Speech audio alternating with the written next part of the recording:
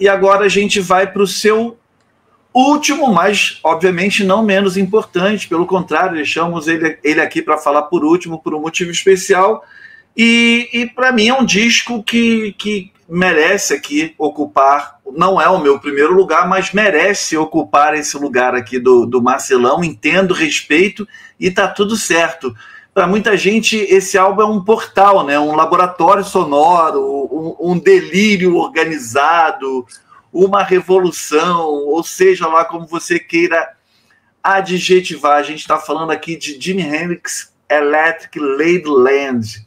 Por que ele é o topo da sua lista, Marcelão? Cara, porque por alguns motivos, né? Mas sempre em torno da guitarra elétrica, tá? Esse álbum, dos 3 álbuns que o Jimi Hendrix lançou em vida, né? Esse é o álbum em que ele experimentou mais, tá? Em que ele teve condição de usar o estúdio ainda mais como uma extensão do seu som, né? Da sua criatividade musical, da sua genialidade musical. Então ele botou a guitarra, que evidentemente é um instrumento fundamental dentro do rock, ele colocou a guitarra num outro patamar.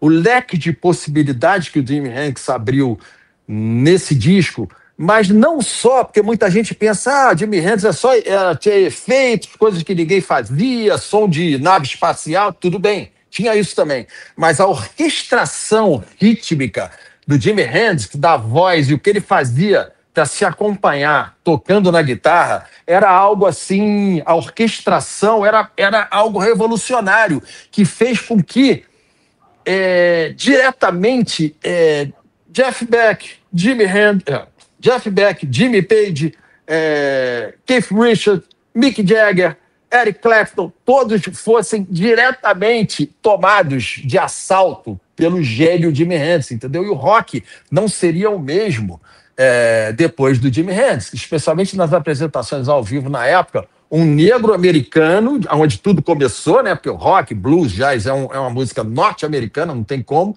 é exportada para a Inglaterra e influencia esses jovens ingleses, né?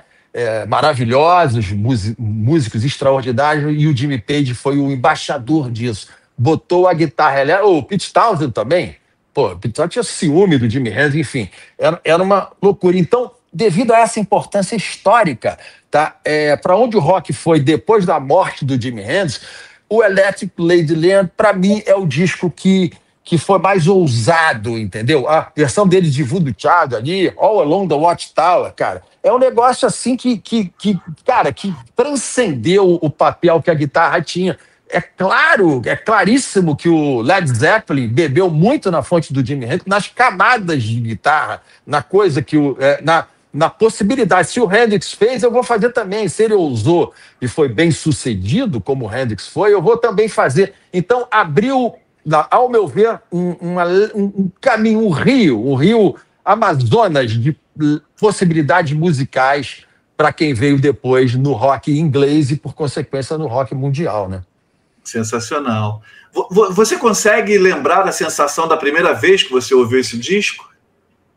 Cara, foi uma sensação estranha, porque eu não esperava, porque o começo do disco tem aquela coisa, né, aqueles efeitos aqui, e aí depois ele vem com Cross on Traffic. Eu não sei se Cross on Traffic é a segunda ou é a terceira, mas é logo no começo, que é uma música, bicho, que o som de guitarra e a coisa negra que está associada ali, o groove, a coisa meio funkeada, misturada com rock, aquilo ali me chamou a atenção. Eu falei, cara, o que é isso, cara? É uma coisa que eu não tinha ouvido até então, uma coisa que ninguém tinha capacidade de fazer até então. Tem o groove negro, o swing negro, com a aspereza da guitarra, do Marshall com a Fender, entendeu? E a coisa harmônica e o talento e a genialidade rítmica do Jimi Hendrix, que é uma coisa que eu já falei aqui, estou repetindo, um dos maiores méritos do Jimi Hendrix está na sua guitarra rítmica, como ele se acompanhava, a riqueza de possibilidades do groove, porque o rock é groove, basicamente é uma música negra que vem da dança. Se o rock perder, e perdeu... Infelizmente, em várias vertentes dele, ele perdeu o groove, o swing, o rock fica mais empobrecido. O rock duro, o rock muito sólido. Então, o Hendrix tinha essa coisa natural, entendeu? Então, foi um susto. foi um susto, e ali tem blues também, tudo com muito swing, com muita autoridade, com muita ousadia. E a gente percebe que, mesmo ele sendo mega ousado, a gente percebe que ele estava transitando em terreno que ele dominava. Era coisa dele, das raízes dele, da musicalidade intrínseca dele, sabe? Então, cara, isso é algo, essa combinação toda aí faz desse disco, para mim, algo espetacular.